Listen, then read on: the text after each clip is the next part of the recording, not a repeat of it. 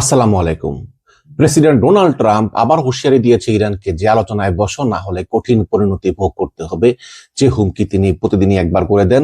আজকে একটু আগে তিনি রক্ষণশীল রেডিও অনুষ্ঠান দ্য জন ফেডরিক্স শোতে মুঠোফোনে দেওয়া ইন্টারভিউতে এটা বলেন, এবং তিনি বলেন যে তার আলোচনায় বসবে, আর যদি না বসে তাহলে তাদের এমন পরিণতি করা হবে যেই পরিণতি বিশ্ব এর আগে কখনো দেখেনি। এটা কঠিন একটা হুমকি, এবং তিনি বলে আশা করি তারা একটি ন্যায্য চুক্তিতে পৌঁছাবে এবং নিজেদের দেশ পুনর্গঠন করবে। তবে সেটা করতে গেলে তাদের কাছে কোনো পারমাণবিক অস্ত্র থাকবে না, এমনকি এর কোনো সুযোগও থাকবে না। আমরা তা হতে দিতে পারি না। তাদের কাছে পারমাণবিক অস্ত্র থাকা মানে এটা বিশ্বের ধ্বংসের কারণ হতে পারে, এবং সেটি আমরা হতে দেব না। কিন্তু তাহলে আপনারা কেন পারমাণবিক অস্ত্র রাখতেছেন? ট্রাম্প বলেন যে 2 সপ্তাহের যুদ্ধবিরতি এটা বাড়ার সম্ভাবনা খুবই কম, এবং এটি শুরু হয়েছিল গত 7ই এপ্রিল সন্ধ্যায়, মাত্র 2 সপ্তাহের জন্য।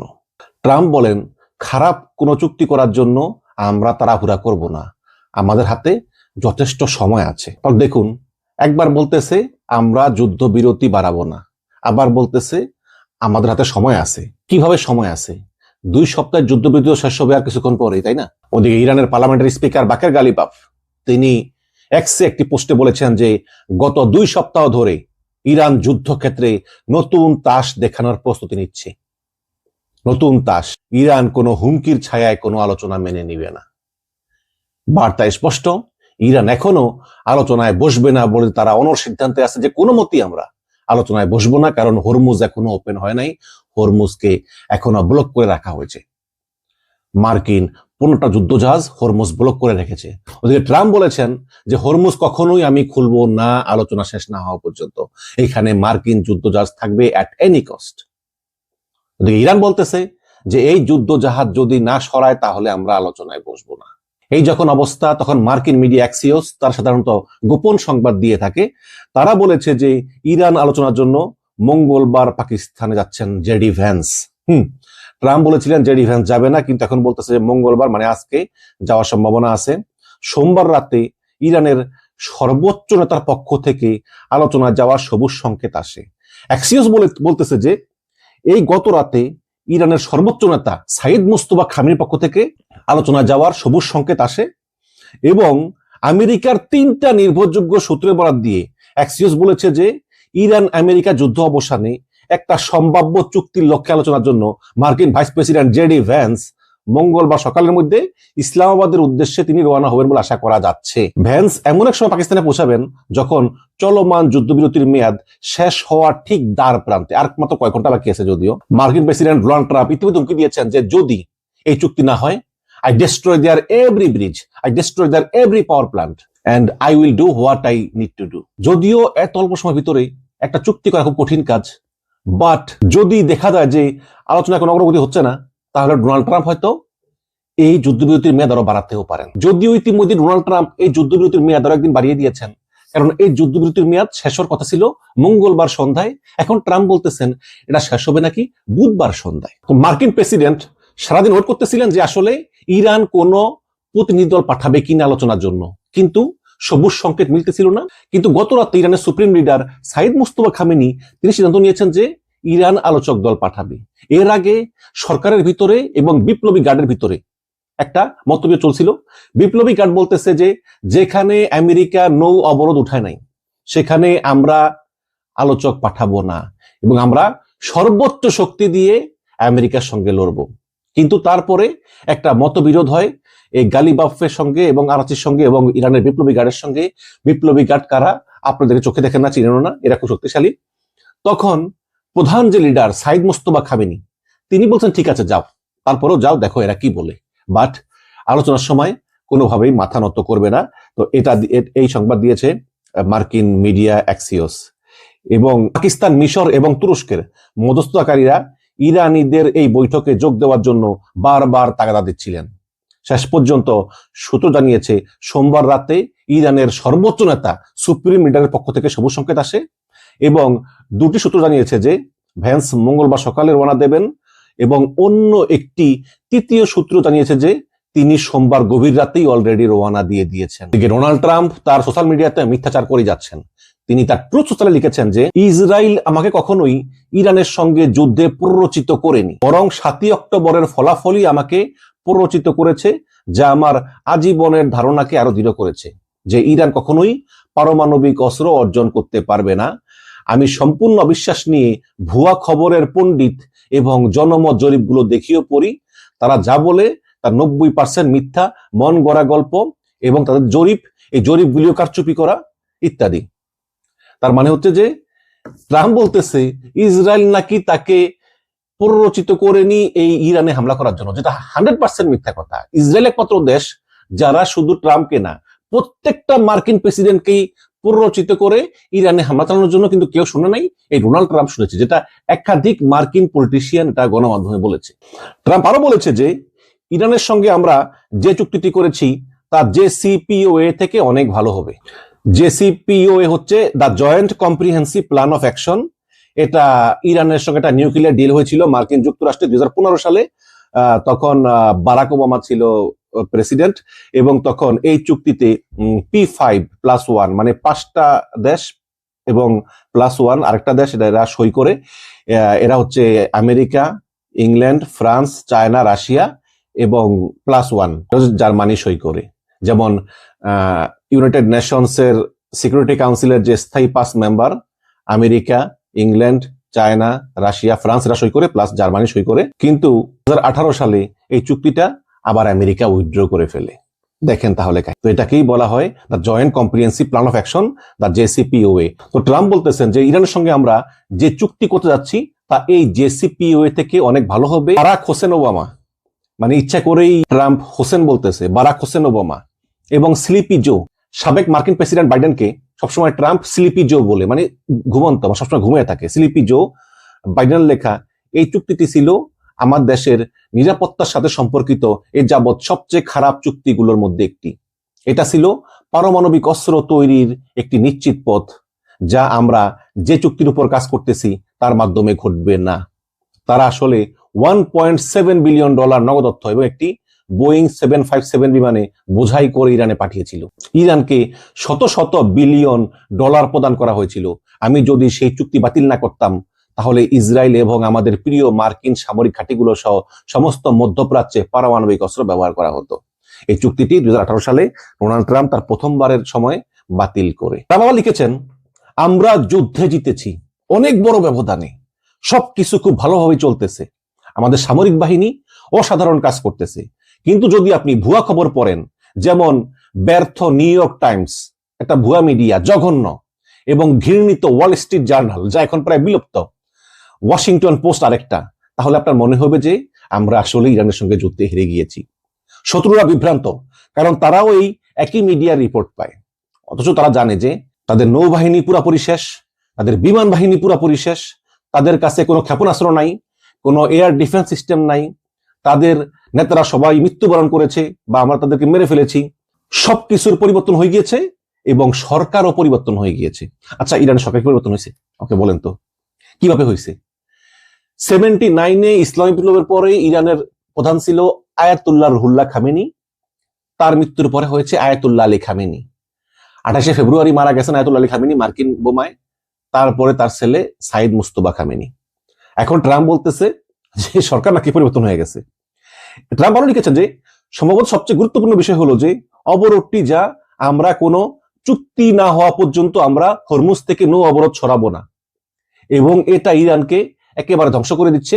তারা প্রতিদিন $500 মিলিয়ন হারাচ্ছে, যা স্বল্প মেয়াদেও একটি অস্থিতিশীল সংখ্যা। এবং আমেরিকা বিরোধী এই ভুয়া সংবাদ মাধ্যম যাচ্ছে যে ইরান জিতুক, কিন্তু তা হচ্ছে না, কারণ আমি নিজেই দায়িত্বে আছি। ঠিক যেমন এই দেশদ্রোহী লোকেরা নির্বাচনে আমার বিরুদ্ধে লড়তে তারা প্রতিটি কণা ব্যবহার করেছিল, তেমনি তারা সবাই ইরানের সঙ্গেও আছে এবং তাই করে চলেছে। ফলাফল একই হবে, ট্রাম্প জিতবে, যা ইতিমধ্যেই হচ্ছে। তার মানে এই যে সমস্ত পত্রিকা লিখতেছে আমেরিকার, এবং আমেরিকারও কিন্তু লিখতেছে যে ট্রাম্প হারতে চলেছে, এটা সে কোনোভাবেই মেনে নিতে পারতেছে না। সে বারে বারে বলে যাচ্ছে যে ট্রাম্প জিতবে, ট্রাম্প জিতবে। এখন কথা একটাই, সেটা হচ্ছে যে মার্কিন যুক্তরাষ্ট্র কিন্তু এখনো বিশ্বের মোড়ল এবং তাদেরকে বিশ্বের কথা ভাবতে হয়। সমস্ত পৃথিবীতে কিন্তু তেল সংকটের কারণে, গ্যাস সংকটের কারণে অবস্থা শোচনীয়। এখন দেখেন, ইরান হচ্ছে একটি রাষ্ট্র, তাদের সমস্ত বিশ্বের কথা ভাবার দরকার নেই। তারা হরমুজ বন্ধ করে দিয়েছে, হরমুজ আগে থেকেই বন্ধ ছিল। এখন আমেরিকা আবার এই হরমুজে আরো 15টা যুদ্ধ জাহাজ বসাইছে, হ্যাঁ, যে ইরানের কোনো জাহাজ এখান দিয়ে যাওয়া আসা করতে দিব না, এবং ইরান যদি কোনো জাহাজ থেকে টোল নেয় আমরা সেই জাহাজগুলো পার হতে দিব না। ওদিকে ইরান বলতেছে আমরা আসলে এখন আর কোনো জাহাজই পার হতে দিব না। তাহলে হরমুজ বন্ধ আছে। এখন এই হরমুজ বন্ধ হওয়াতে ট্রাম্প যে বারে বারে বলতেছে যে হরমুজ বন্ধ হওয়াতে আমাদের লাভ হচ্ছে, এবং বিশ্বের বিভিন্ন প্রান্ত থেকে প্রচুর জাহাজ আসতেছে তেল নেওয়ার জন্য, আমাদের কাছ থেকে তেল নেওয়ার জন্য, আমরা তেল বিক্রি করতেছি, ভালো কথা, আপনারা ইনকাম করতেছেন। কিন্তু এই হরমুজ দিয়ে 20% তেল যে এশিয়ার দেশগুলোতে যায়, এটার কি হবে? এখন আপনারা বলতেছেন যে এই যে ট্রাম্প বলতেছে ইরান প্রতিদিন $500 মিলিয়ন হারাচ্ছে, মেনে নিলাম সত্য, কিন্তু পাশাপাশি তো আরব আমিরাত, সৌদি আরব, কাতার, কুয়েত, ওমানেরাও তো হারাচ্ছে। গতকালকে আরব আমিরাত বলতেছে যে ইরানের উপর একটা ব্যবস্থা নিতে হবে, এবং সামনে যুদ্ধ হলে যে কি পরিমাণ ধ্বংস হবে, এবং এতে আরব আমিরাতের অর্থনীতি যে ক্ষতিগ্রস্ত হবে, এবং এতে কি পরিমাণ মার্কিন সাহায্য পাওয়া যাবে, এই নিয়ে আলোচনা চলতেছে। এবং আপনাদেরকে আগেরবারও বলেছি যে ইউরোপ থেকে, আমেরিকা থেকে হাজার হাজার মার্কিন সৈন্য C-10, C-15, C-5 এই ধরনের বিভিন্ন বিমানে করে তারা মধ্যপ্রাচ্যের বিভিন্ন ঘাঁটিতে তারা যাচ্ছে, এবং যুদ্ধ বিমান F-15, F-10, F-5, F-35, গোলা বারুদ, অ্যাপাচি হেলিকপ্টার, ক্ষেপণাস্ত্র, টমাহক ক্রুজ, ব্যালিস্টিক মিসাইল সবকিছু তারা জড়ো করতেছে মধ্যপ্রাচ্যে। আমেরিকার যত শক্তি আছে সব শক্তি তারা মধ্যপ্রাচ্যে নিয়ে যাচ্ছে। কেন নিয়ে যাচ্ছে? শুধু শুধু নিয়ে যাচ্ছে তা তো না, একটা সম্ভাবনা আছে যুদ্ধের, কারণ ট্রাম্প জানে যে ইরান ওতে স্বীকার করবে না। প্লাস ইরানের বিপ্লবী গার্ডরা কিন্তু এরা চাই না কোনো আলোচনা হোক, বাট যেহেতু সিনিয়ররা আছেন, বাকের গালিবাফ, তারপরে আব্বাস আলাচি, তারা বুঝিয়ে সুঝিয়ে বলতেছেন আচ্ছা যাই দেখি আলোচনা কি বলে। বাট পারমাণবিক অস্ত্রের ব্যাপারে ইরান কিছু মেনে নেবে না, কারণ ইরান বলতেছে তারা যে এনটিপি স্বাক্ষর করেছে, এনটিপি হচ্ছে নিউক্লিয়ার প্রলিফারেশন ট্রিটি, এটাতে 191টি দেশ স্বাক্ষর করেছে, এবং এই 191টি দেশের মধ্যে আমেরিকা, রাশিয়া, চীন, ফ্রান্স এবং ইংল্যান্ড অন্তর্ভুক্ত। তো সব রাষ্ট্রগুলো এনপিটিতে স্বাক্ষর করেছে, ইনক্লুডিং ইরান। উদ্দেশ্যই হচ্ছে যে এই পারমাণবিক অস্ত্র বিস্তার রোধ চুক্তি, মানে পারমাণবিক অস্ত্র শান্তিপূর্ণ কাজে ব্যবহার করা যাবে, অস্ত্র বানানো যাবে না, এবং এই এনপিটি অনুযায়ী ইরান একটি সার্বভৌম দেশ হিসেবে তারা পারমাণবিক পদার্থ দিয়ে বিদ্যুৎ উৎপাদন সহ অন্যান্য কাজকর্ম করার অধিকার রাখে, এবং ইরান বলছে তাদের এই পারমাণবিক কর্মসূচি শুধু শান্তিপূর্ণ কাজেই, তারা এই দিয়ে অস্ত্র বানাবে না। কিন্তু আমেরিকা মানতেছে না। এখন দেখেন, আমেরিকা কিন্তু নিজেও এই নিউক্লিয়ার নন প্রলিফারেশন ট্রিটিতে সাইন করেছে 1968 সনে। তাদের কাছে পারমাণবিক অস্ত্র কেন? কেন ইংল্যান্ডের কাছে, কেন চীনের কাছে, রাশিয়ার কাছে, ফ্রান্সের কাছে? আচ্ছা, এখন বলতে পারে যে তারা ইউএন সিকিউরিটি কাউন্সিলের পার্মানেন্ট মেম্বার, ভালো কথা, তাহলে ইসরায়েলের কাছে কেন, নর্থ কোরিয়ার কাছে কেন, ভারতের কাছে কেন, পাকিস্তানের কাছে কেন? যদিও ভারত পাকিস্তান এটা সাইন করেনি, বাট আছে তো, তাই না? তারা তো অস্ত্র বানিয়ে ফেলেছে, কিন্তু ইরান বলতেছে যে আমরা অস্ত্র বানাবো না, আমরা শুধু আমাদের এই শান্তিপূর্ণ বিদ্যুৎ উৎপাদন সহ অন্যান্য বিভিন্ন পাওয়ারে আমরা কাজে লাগাবো। কিন্তু এটা আমেরিকা মানতে রাজি না। সমস্যাটা হচ্ছে এই জায়গায়, ইরান বলতেছে পারমাণবিক অস্ত্র আমাদের সার্বভৌম অধিকার, এবং আমরা এটা কোনোভাবে মেনে নিব না। সুতরাং এখানে একটি চুক্তির সম্ভাবনা আসলে দুইটা কারণে না হতে পারে। এক হচ্ছে পারমাণবিক অস্ত্রের ব্যবহার ইরান ছাড়বে না, দুই হচ্ছে হরমুজ প্রণালীর নিয়ন্ত্রণ ইরান ছাড়বে না। এই দুইটা আসলে যদি ইরান মেনে না নেয়, আমেরিকা কোনো চুক্তিতে ইরানের সঙ্গে যাবে না, এবং সেক্ষেত্রে ট্রাম্প বলতেছে এমন শিক্ষা দেওয়া হবে ইরানকে যে শিক্ষা আসলে কেউ কখনো এর আগে দেখেনি। কারণ হরমুজ অবরোধ করে রেখেছে, হরমুজ দিয়ে কোনো জাহাজ যাওয়া আসা করতেছে না। এতে ইরানের যত না ক্ষতি হবে তার চেয়ে বেশি ক্ষতি হবে মধ্যপ্রাচ্যের। ইরান কিন্তু এমনিতেই তাদের সহ্য শক্তি অনেক বেশি। পৃথিবীতে এর আগে বহুবার ইরানে বহু আঘাত এনেছে। আলেকজান্ডার দ্য গ্রেট, মঙ্গলরা আঘাত এনেছে, ব্রিটিশের আঘাত এনেছে, আমেরিকান অনেকবার আঘাত এনেছে, এছাড়াও নানা সময় অনেক আঘাত এসেছে, কিন্তু ইরান কখনো নতি স্বীকার করেনি। পারস্য সভ্যতা টিকে আছে সেই হাজার হাজার বছর ধরে, মাথা উঁচিয়ে সমস্ত বাধা বিপত্তি প্রতিকূলতা অতিক্রম করে। এবং ইরান ভৌগোলিকভাবে এমনভাবে আল্লাহ পাক বানিয়ে রেখেছে যে বিশাল বড় দেশ, এই ভারতের চেয়ে একটু ছোট, এবং সমস্ত 3টা পাশ পর্বত দিয়ে ঘেরা, এবং একটা পাশে হচ্ছে 2000 কিলোমিটার হচ্ছে উপকূল, সমুদ্র উপকূল। সুতরাং এদেরকে আসলে আল্লাহ পাক একটা বেষ্টনী দিয়ে রেখেছে, এদের কোনো বর্ডার গার্ড লাগে না। আপনি দেখেন যে বিশাল উঁচু পাহাড়, সেই পাহাড়ের উপরে উঠবেন, দেখবেন আরেকটা পাহাড়, সেই পাহাড়ের উপর আরেকটা পাহাড়। পাহাড় তো একটা না যে কষ্ট করে একটা পাহাড় ডিঙ্গেলি হয়ে গেল, না, পাহাড়ের পর পাহাড়, পাহাড়ের পর পাহাড়, মাইলের পর মাইল। 28শে ফেব্রুয়ারি যুদ্ধ শুরু হওয়ার পর থেকে ট্রাম্প যা ভেবেছিল ইরান করেছে তার উল্টো। এবং ট্রাম্প স্বপ্নও ভাবে নাই যে ইরান এই 40-45 দিন পর্যন্ত যুদ্ধ কন্টিনিউ করতে পারবে, এবং তাদের কাছে এমন সব কৌশল আছে, ইরান এমন কৌশল অবলম্বন করেছে যেটা বলে অ্যাসিমেট্রিক ওয়্যার, যে ট্রাম্প আসলে হতবিহ্বল হয়ে গিয়েছে।